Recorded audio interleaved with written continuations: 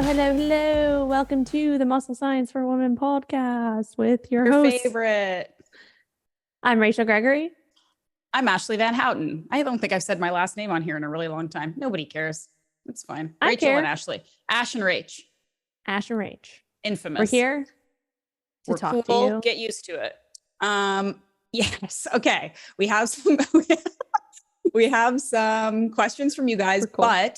but we are also talking about, if you listen to the previous episode and our crazy fun goal that I have that Rachel is helping me with, my photo shoot in a couple months, we're going to talk about the training plan, because the first episode, all we did was really talk about sort of how the idea came about, and we talked a lot about food. But the training plan is another whole huge unexpected, for me, part of this. So we've got some things to talk about. But first, we'll answer some fun questions. The first one, this one I actually really wanted to address because I think there's more to it. But somebody asked us, are there any food fads or trends that you really hate?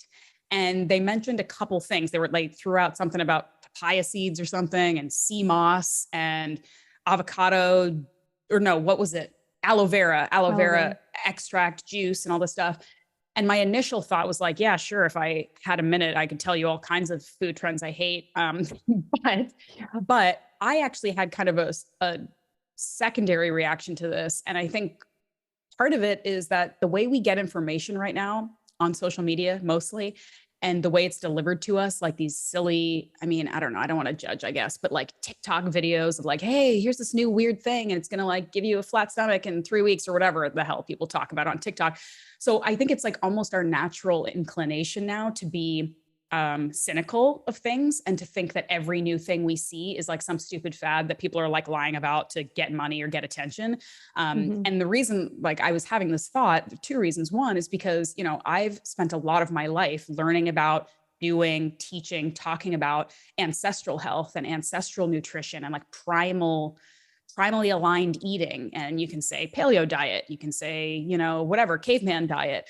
And a lot of people gave me shit for that. Like, a lot of people are like, oh, you're going to eat like caveman? Like, I had friends tell me that they thought I had an eating disorder because I stopped eating bread.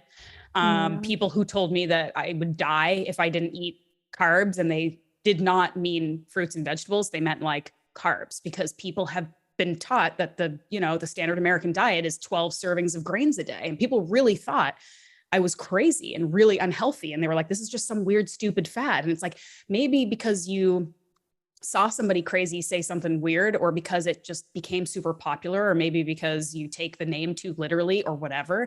But I think sometimes kernels of truth and real helpfulness is hidden in something that is trendy or silly, and so we immediately dismiss it. And another example of that is a product that you have been using recently that I literally had never heard of, that actually has some really interesting health benefits. So can you tell them about that?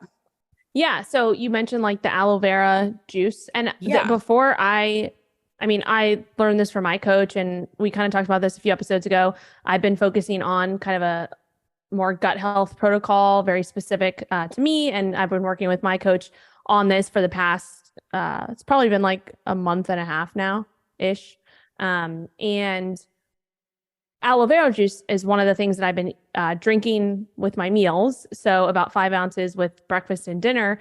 And it's just straight like aloe vera juice. Like, I get the high quality kind you can get in Whole Foods. You can find it online. You have to make sure it doesn't have like any of the extra additives in it, because there's some that have like a bunch of sugar and like extra stuff. Yeah. So it's not the most amazing thing in the world to drink. But it is something that can help with just gut health, especially if you have some intestinal permeability and things like that, along with some other stuff that I'm doing. It's just kind of like another tool in the toolbox to aid with that. And I also saw this, don't quote me on this because I need to do a little bit more research, but I also saw that someone actually mentioned a study that was referring to aloe vera juice with thyroid. So having some benefits for thyroid health. So I need to look that up a little bit more. So maybe I'll do my research and come back on the next episode. But anyway, something like that. Like, I had no idea, like, I knew that aloe vera juice was out there, and, we know that aloe is used typically, as a external skin external, thing. yeah, like when you get sunburn and things like that, it can be healing and soothing. But it is something that now you can, drink, and it can be kind of the same thing, like soothing and healing to your gut lining and things like that. And so, yeah, I've been incorporating that. But yeah, like you said, before that, I did think, I was like, what is this aloe vera stuff? Like, I've heard people make claims about it that just seemed, too good to be true, not related to like gut health stuff, like just other random stuff. And I'm pretty sure that stuff is probably not very accurate. But when you know why you're using something, when you know some research that there's actually legit research behind it, then that can be a good tool in the toolbox. You just have to make sure that you do your research, or you have a coach who will do the research for you. I mentioned this to you, like my coach literally sent me like the research studies, like, this is why I'm recommending you take this. It's not just like, oh, I heard someone say this on TikTok, so I'm going to have you take it. Like, no, there's a little bit more to it. And it's also about like the claims too. Like, obviously, if you just see some whatever influencer saying like XYZ is going to fix every single thing in your life, I mean, I see why people get turned off. But like another great example, queen of the segues here, our show sponsor, Bubs, right? Their big thing is collagen. And I hear a lot of people or a lot of backlash where it's like, collagen isn't, the best thing in the world. It's not going to like fix your life. It's not going to change anything, whatever. I'm like, I will tell you, there's tons of research out there about the benefits of collagen. Anecdotally, I myself, and I know a ton of people who supplement with it regularly that have had significant improvements to a number of health markers. It's not going to fix your life. It's not going to pad your bank account, but it's a naturally occurring amino acid that's helpful, that can like help your gut health and help your skin and your hair and your nails. So like, again, if you go on social media too long and hear some like perfect 21-year-old say that like it fixed their skin, and you're like, whatever, dude, like, I don't trust you. But you can do your research and you can try yourself and, have realistic expectations that no one thing is going to change your life, right? It's like a million little things. But I personally have used collagen religiously for like, I gotta say, probably like close to a decade now. I mean, on and off more religiously than other times. But it is one of the like supplemental, like whole food supplements that has more like significantly improved a lot of things about my health. So love you, Bubs. Code MSW20 to save. That's 20% off anything. They have coffee now, MCT, collagen. Go check them out. bubsnaturals.com. Good plug.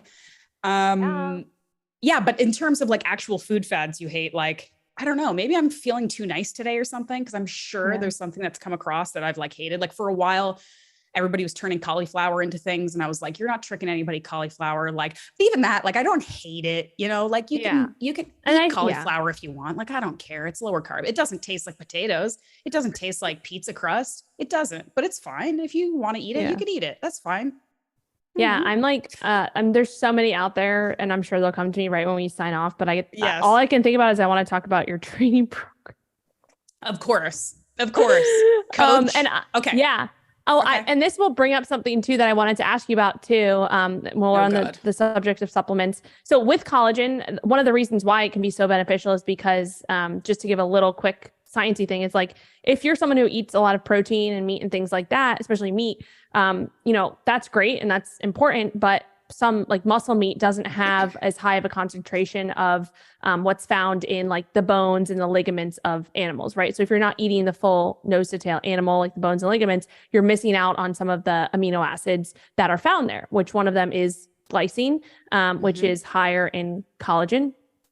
That is not high. It's still in muscle meat, but it's not to enough degree that you can get some benefits from that. So supplementing with collagen, or specifically higher in glycine and other amino acids that might not be in the muscle meat, that can help with kind of filling the gap that you're missing. Yeah. So that's one thing. And then that kind of segues into like what I was going to ask you about. Do you supplement with creatine? Literally, like I started 3 days ago. And it's funny. I mean, you obviously are influencing the hell out of everybody, but it's so funny because I literally didn't even take creatine when I was bodybuilding. Like I was as natty gets, guys. Like I didn't even take pre-workout, much less creatine. I was so, I guess, again, just like lazy or cheap or something. But it's creatine has been that thing that I'm like, I know it's so beneficial. I know it's so good. I'm going to get on it. I'm going to get on it someday. And then I just never do because I'm lazy. And again, for the last like 3 years, as we talked about in the previous episode, I just wasn't in that headspace of like, let's try to maximize every little thing. I just wasn't there. And I know it's an easy supplement. I know you just throw it in your smoothie or your coffee or whatever you do. Like, it's very easy to add that into your routine. It was one of those purely lazy, like I'll get to it when I get to it things. And I literally have started this week because I'm like, back at it, ladies, getting back in the gym, gonna add some creatine to my coffee. So yeah, I'm like 3 days in, so we'll see. Love it. Yeah. And so the reason I wanted to bring that up is, one, I wanted to ask you, and two, that it kind of is similar to collagen, right? So it's not like any magic, like a magic thing. Like it doesn't, oh, you take some creatine for a week and you feel miraculously different. It's not that. You do get creatine in the foods you eat, especially, if you're eating animal proteins like eggs, meat, fish, all that stuff. It has creatine, but it's the same kind of concept as collagen, in the fact that like the amount and the concentration that we would want to sort of optimize our intake is kind of impossible to do through just diet alone, in terms of what I like to call topping off the tank.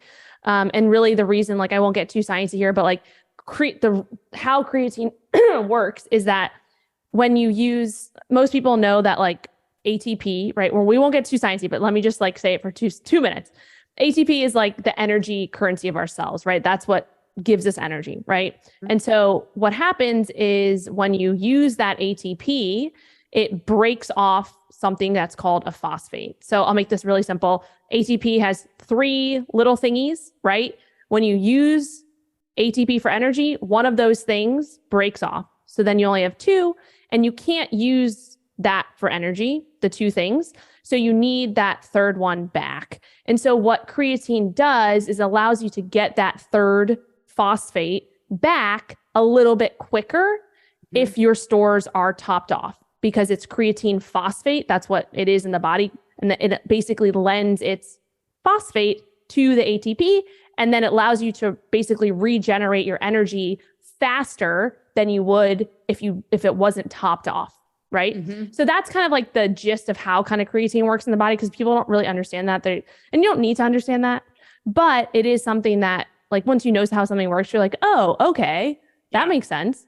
And so again, it's not like some miraculous difference, but what that can do is allow you to maybe get 1 extra rep, or, a little bit more intense. And over time that will build up, right? Over time, that 1 extra rep that you might not have been able to get, you can get that extra rep each time you go into the gym, and that builds up over time. And then obviously there's so many other benefits that are coming out on creatine now, with like brain function and aging and all that jazz. So I just wanted to mention that, because I am a nerd and I wanted to. But anyway, and you're really moving on. You were really putting out a lot of helpful information actually this week for people. Cause I actually had a girlfriend literally who was like, hey, what's the deal with creatine? I'm like, just go to Rachel. She's smarter and she'll tell you. No. But it is one of those supplements. Like, there are a few, it's one of the most widely researched supplements that exists. And it is like, there are a few things that if you have the finances, like there are a lot of supplements and add-ons that it's like, A, for 99% of the world, not worth the money. B, like, sort yourself out first, and then maybe this will help you. But like, this is one of those supplements that like really can have a lot of positive benefits for a lot of people. So, and it's not terribly expensive. It's like, if you, if you have the resources, it's probably like a good addition to like anybody's routine. Speaking of routines, so now we're going to talk about the training thing, because so if anybody who didn't listen to the last episode, you should go back and listen to episode 20 when we're talking about this photo shoot prep that I'm working on that Rachel has graciously offered to help and very meticulously manage for me. So somewhat now against my will, but no, I'm doing this. Absolutely. I held a gun to her head in New York and I was like, listen, you're doing this. Well, here's how it kind of steamrolled though. Here's how it kind of steamrolled, because originally it was like, I would love to have you kind of like manage my macros and like keep me accountable and have me like not eat like I'm, in a like competitive eating contest for the next 8 weeks. Like, I want to just like bring it down, tone it down, lose a couple pounds, look cute for this photo shoot. And you're like, I will do that. And I'll raise you one because I'm going to give you a training plan. And also you're gonna have to fill out 20 spreadsheets and you're going to have to give me access to every single thing you're doing. And it really just kind of steamrolled from there. And I'm going with it because for a couple of reasons. I trust you. I think it'll be interesting. I like doing experiments. Like, again, except for the last couple of years when I've kind of had a low profile, like I do this stuff for fun too. Like this is what we do for a living.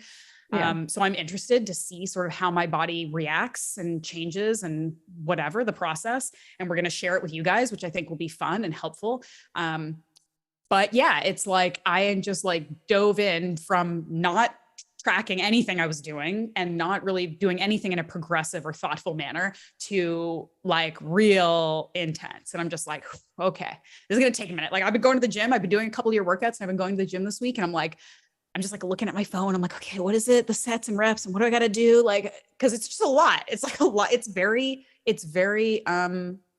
thoughtful. It's not haphazard.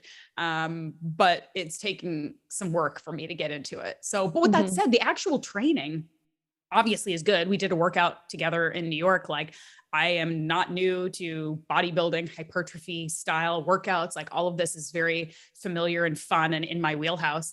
It's like another step up. Like this is basically going to be like an advertisement for you as a coach, because it really is like, it's a step beyond what most people are doing in terms of actual thoughtfulness of what you're trying to accomplish with the workouts you're doing, the exercises, the exercise selection specifically. So yeah, it's a lot more effort than I've put in a while. And I'm like, whew, okay, here I go. All right. Yeah. I can't wander into the gym and like do a couple pull-ups and a couple squats and like leave anymore. I actually have to do stuff now. Yeah, no, I'm excited. And just to kind of go back to again, like we just dove into this and, you know, if it was anybody else, like we'd have we'd focus on kind of getting into one thing at a time and like building that up. So this is a little bit different. I was just like, hey, here's like all the stuff and just go for it. And mostly because I know that you have the experience to do that and like you will. But, and then with the workouts too, it's really, and we can talk a little bit about this too. And like your experience so far, I mean, it's only been like a few days, like you said. But the biggest thing there is like one, the spreadsheet that you have, one, it allows me to hold you accountable. Again, accountability is the biggest thing to your workouts. So when I see you filling that out each week and I see your reps and your, weight and things like that, that's important because it's like, you could be like, oh, I don't feel like going to the gym today, but I know Rachel's going to ask me why is my spreadsheet not filled out for today? Mm-hmm. And what am I going to tell her? Yeah. So I probably should go. Yeah. The second thing is that, yeah, you can go into the gym and have fun with it, do whatever you want, especially if you're just, hanging out and, you're just looking to maintain and you don't have any specific goals, specific goals, caffeine, too much caffeine. But the other thing is like, you have now a structure.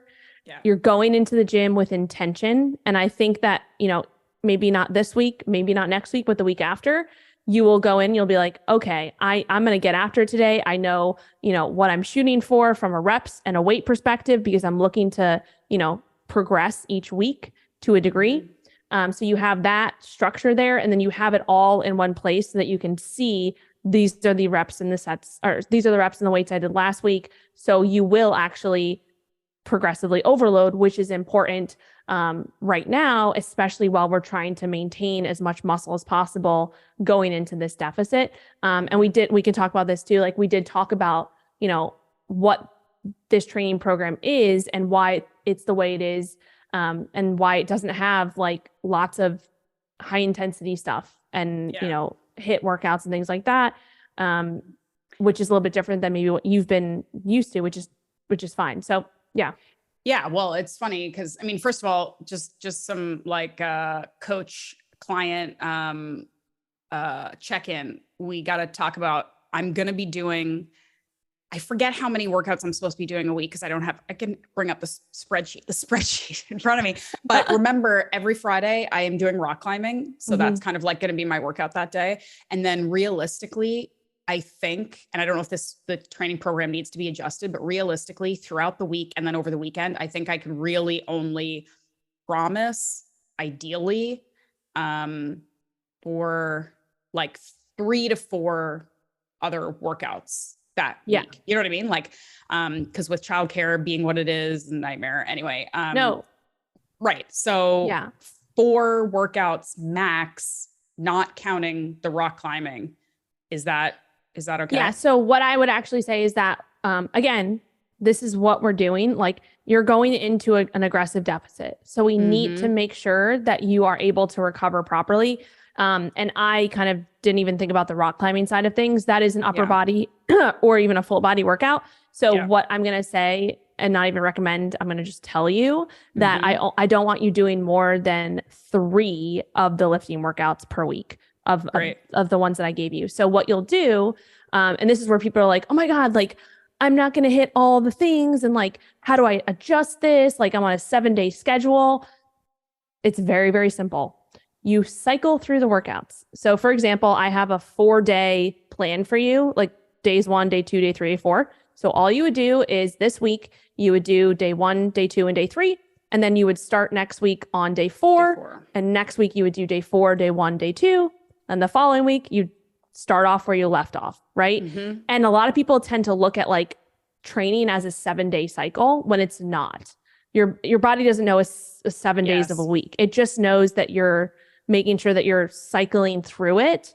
So that's important because we don't want you like going back and doing like day 1, day 2, day 3 and missing day 4, right? Every single week, because then you're going to miss out on a lot of muscles that we want to make sure we hit. So that's what I would recommend. And then just making sure that you're cognizant of like your rock climbing and like spacing out, enough rest and recovery for that. So that will take a little bit of work to like manage, like, oh, if I'm going to do an upper body workout on Thursday, maybe it doesn't make sense to do that. So maybe I need to switch things around because I'm going to be doing upper body on Friday, Yeah. So that's helpful. And that's good news because the one issue that you will not have with me as a client is me wanting to do too much exercise and work harder than you want. I'm like, oh, sweet. I get a day off. I'm not going to be you don't have to worry about me overtraining. Maybe one day in the past I could have been like that, but now I'm like, I'll do as little as I possibly can and still, get jacked, obviously.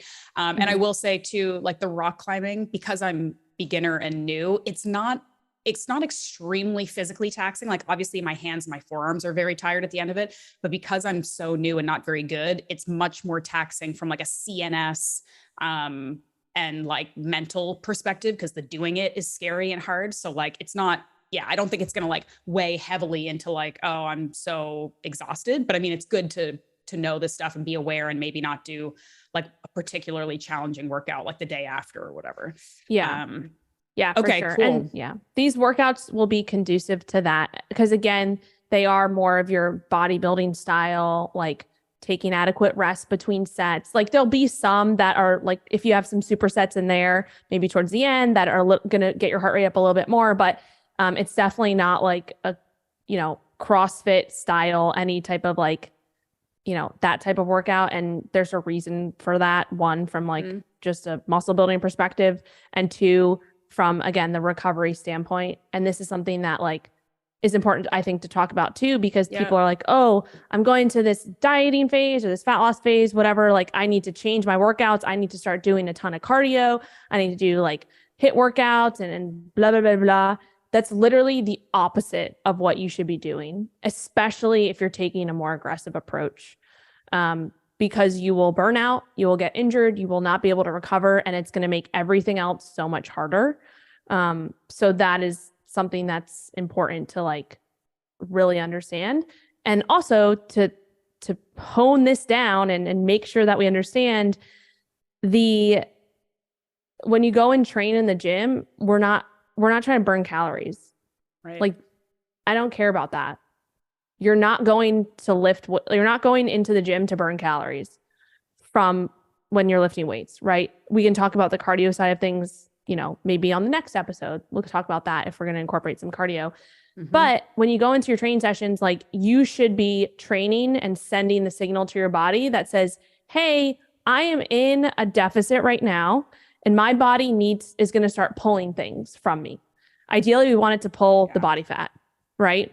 But if we're not sending the right signal to the body that says, hey, I need to hold on to my muscle as much as possible, then it will take some muscle. Yeah. So whatever we can do to keep as much muscle as possible, because we know we're not building muscle in a deficit, especially this aggressive deficit with someone who's as trained as you are. We're not building any muscle in the next 8 weeks. It's just realistically not going to happen. But we want to maintain that muscle that we do have. And so we need to send the right signal to your body that says, hey, I'm using this muscle. I need to hold on to this muscle. And that signal will also come from recovery. If you're not allowing your body to recover, that's going to be working in the opposite direction of what we want. So now Here's a question. I want to talk a little bit about like my feedback on some of these actual like workouts that I've done, but a question that I have for you that I haven't really thought about. We've talked in previous episodes about the relative importance or lack thereof of like the feeding window, right? For after your workout, in terms of like your muscles sucking up that glucose, like your ability to like use all that stuff and blah, blah, blah. Is that, and, you know, I think we basically landed on like, it's a good idea, obviously, to not go into hard workouts like hungry or fasted or unfed. And like, you should try to eat like around your workout, but it's not like hugely crucial that you get so much protein 20 minutes after, like get it, but like, you don't have to kill yourself. Like, don't like speed home kind of thing. Like, is that a like, general statement? Does it matter more though, for me in this case, nutritionally, because I'm going to be in a deficit? Yeah, it does. So, and the reason, again, it's like you are in a, like the signals, we're talking about the signals, and the thing that we're trying to do is basically get your body to be in the safest position possible, to feel like it's as safe as it can be, because you're putting a stress on it already. The deficit is a general stress, and you're taking yourself out of homeostasis, which is balance. And our body wants to be in as much balance as possible all the time. So when you implement this stress of the deficit, the more we can try to kind of hone in on the little things that might not be as important when you have more calories coming in, like when you're at maintenance, that's important. So when you're at maintenance or even in a surplus, like the pre-workout and the post-workout meal, they matter, but they might not matter as much when you go into a deficit. And the reason I'm saying that is because, you know, if you go into your workout fasted, there's nothing like wrong with that. But when you're in a deficit and you go into your workout fasted, it can basically, you know, your body's like, hey, like now I'm even more stressed out. Like where am I going to pull this fuel from to use for this training session? So I would recommend, and we'll talk more about this as we go, but having like, you know, a good amount of protein before your workout, some carbs to give you extra energy, because that's another thing. In a deficit, your energy levels are going to start to drop, especially if we're taking more of an aggressive approach, especially as we get deeper into it. And if we want to be able to get the most out of our training session, we want to have the most energy possible. And calories are energy. They're fuel that we use.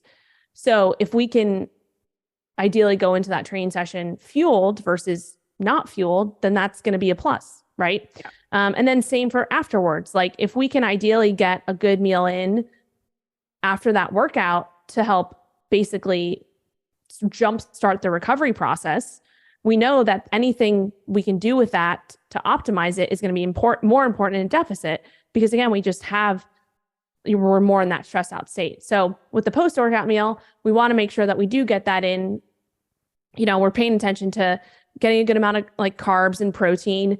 And that's going to be important for the carbs, especially be important for kind of bringing you out of that sympathetic state, right? When you're in your workout, you're go, go, go. And so carbs can help because they basically, when you eat carbs, it stimulates insulin, and insulin has an opposite relationship to cortisol. So it can help bring cortisol down and bring you back into that rest and digest recovery state.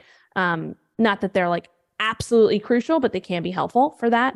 And so that's something to start to think about too. Like, where are these little areas that maybe I wasn't paying attention to or optimizing before that can help me, and that will stack up, you know, over the days and the weeks. Yeah. I can definitely see how that's going to come in handy. Because again, like slightly overfed state for a couple of years. Like it didn't really matter when I was eating. I was Yeah, always well fed. It's fine. But exactly. when we're being a little bit more, restrictive with the calories, I think that's definitely going to come in handy. And I'm going to probably, I would think intuitively hone in on that I'm like, I am not about to go to this workout unless I've eaten something. And when I get back, I'm going to crush some carbs and protein. Yeah, exactly. So just some funny like commentary that we'll get into this Okay. program. I'm not giving away any of the program. Obviously, you need to, unlike me, you need to pay Rachel for her expertise. But it's funny. And again, there's this, we're just going to have some fun with this. There's no, yours is better, mine is better, some things is worse. Everybody, programs are for the individual, right? Unless of course you're doing something unsafe or dumb or whatever. But anyway, but I just thought it was ironic and funny that the first exercise of the first workout that I had to go into the gym and do is the like one exercise that I basically like won't do on my own, which is leg press. Leg press. Of course. I go in there. I literally like didn't even want to like go over to the leg press. I was like, oh my God, I'm a leg press person now. Like I was like, anyway. And then of course the day that I went in, I don't think I told you this because it was like a stressful day and I was busy, or I would have like voice noted you like a rant, but I got to the gym and it was kind of busy because it was like Monday or something. And, there was just like literally two bros on both of the leg presses, just like sitting there, just being just sitting there, No. And I was like, I will kill you guys. And then of course, like there's a reason that there's like an order, right? So I'm like, I can't go and do all this other stuff. Like I have to do the stupid leg press. So I ended up doing, the like upright seated leg press machine instead of like the classic old school leg press. So I went and did that stupid thing. And of course it was fun and it was fine. And like, I was like, oh, this is cool. Like I'm pushing weights with my legs. I like it. Like it was fine. But I was just like, Rachel, of course, the first exercise leg press. Anywho, because again, anybody who's listened to this knows there's no right or wrong, but like I'm a bit more basic, old school, just squat and do push-ups and do pull-ups and do some like weighted lunges. And you're much more the scientist. You're much more like, but if you do this angle, you'll get 35% more movement in the lateral medius, whatever. I'm just like, can I just do a squat? And you're like, no. And here's why. You'll explain why. But anyway, okay. So and the reason I wanted to do that, like there's a reason why there's leg press in there for there's you. Always a reason. There's always a reason. Of course. You literally do one nothing. of the reasons because it's just funny because you hate it. And I was like, I want to do this. That's the main reason. But you don't do anything without a reason. And that makes sense. That's smart. And I mean, I kind of feel the same way too about my decisions, the way I do it, but it's different and it's good and it's great. And it is good for me to be doing something different because I have been doing the same crap for a long time. One thing I will say that I really enjoyed, that I think I probably have never done before. Wait, let me see if I can find it. Cyclist squat. Ooh. I like that. That was Were fun. your quads like on fire? I enjoyed it. And it was good because I had to like watch your video because I've never done one before. And I was like, okay, this is cool. Like this is the kind of like weird slight adjustment to something that I already do that like is going to actually, I know, make a significant difference. And it just felt really good. I got like a nice quad pump. It was like really fun. I will definitely be like incorporating that one. That makes me so happy. I'm like so happy inside right now. I really like that one. And then like just even silly things like what's it called? Like the bicep curls, but like you're on an incline, like incline bicep curl. Like again, I've done those before, obviously, but like not in a really long time. Cause I'm like, I'm just going to stand here and like do some bicep curls and then I'll do something else. But like, again, doing something mindfully, a little bit different from a bit of a different angle. You've got gravity working on you in a different way. It's harder in a different way. I like right now, literally my biceps feel like, a little sore, but like in a good way. And I'm just like, okay, this is great. So I'm feeling more positive because again, I know your programming is good, but I was just like, here we go. Now I got to read a spreadsheet and like put all this effort in instead of just going to the gym and not thinking. But of course, I've been enjoying it. I think that the volume and, the prescriptions are all like very appropriate. I mean, we'll see in like 4 or 5 weeks when I'm hungrier, what I think, but I'm sure you'll be adjusting things as we go. Do I have any other, what else did I want to mention? The tricep thing, thank goodness we did that together. The 3-way tricep attack or whatever. Yeah. Because that's a good one. I'm glad that we did that together. So I knew what I was doing. But that's the other interesting thing is like, again, I was like, okay, well, I've got 8 weeks and, obviously we're not going to do a ton of high intensity hit cortisol stuff, but I'm like, maybe, we'll focus more on like lower body because that's bigger muscles and that's going to burn more calories. And because I don't focus a ton on lower body. So maybe we'll do that. And you're like, nope. And here's why.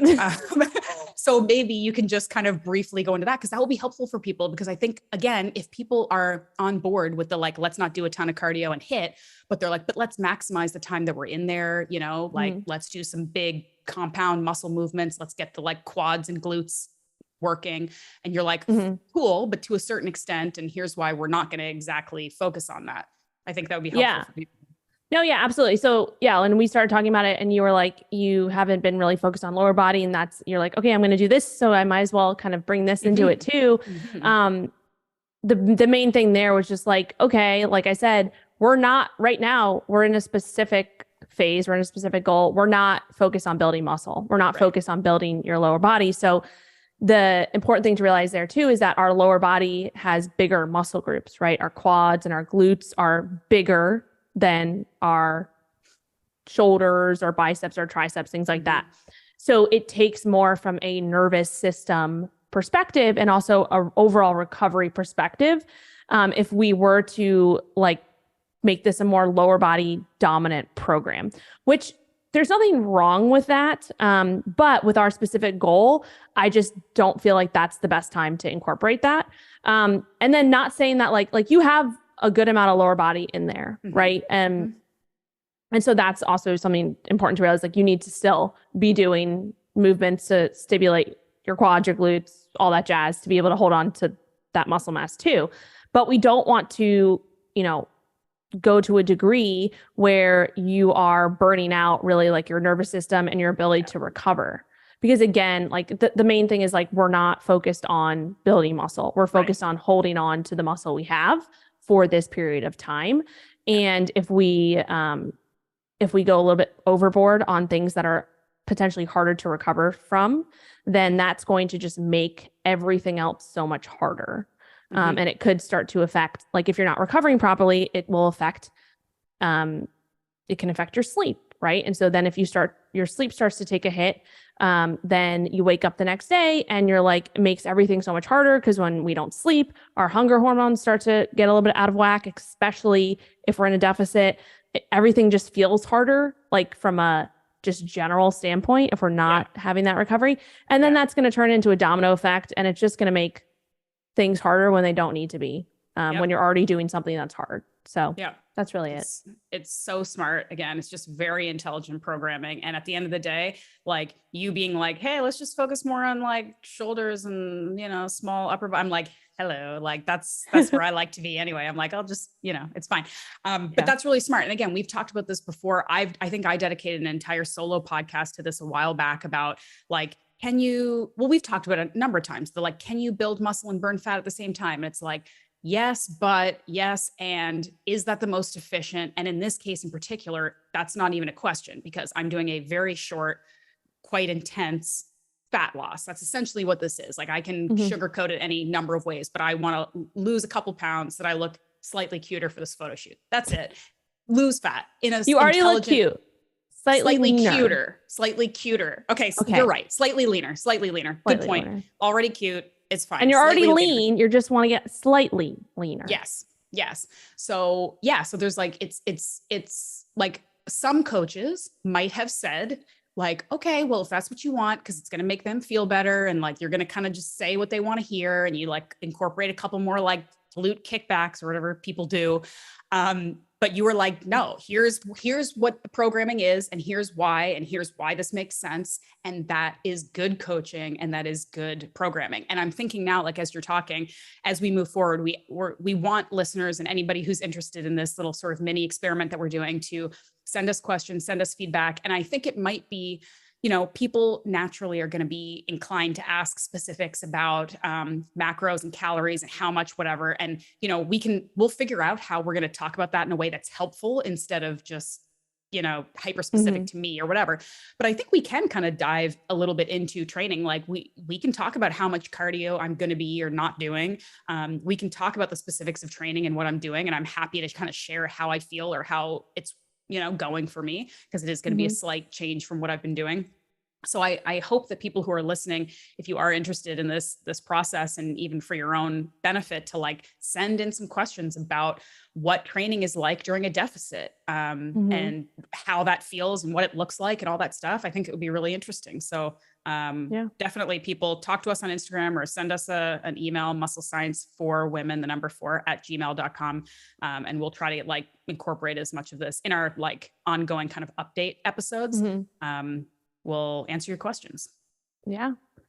And I'm excited because you're going to be doing weekly check-ins as like a normal client would do. So who knows, maybe we'll even give like a sneak peek.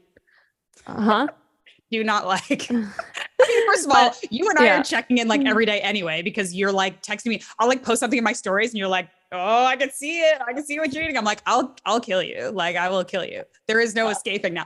But no, we catch up with each other all the time. But this is, again, it's formalized because we're friends, because we work together. It would be very easy for me to just be like, yeah, I'm doing it. See you. But we're doing this right. If we're going to do it, we're going to do it right. And there's going to be a formal aspect to it. So can't wait. Yeah. It's coming up. Your first one in a few days.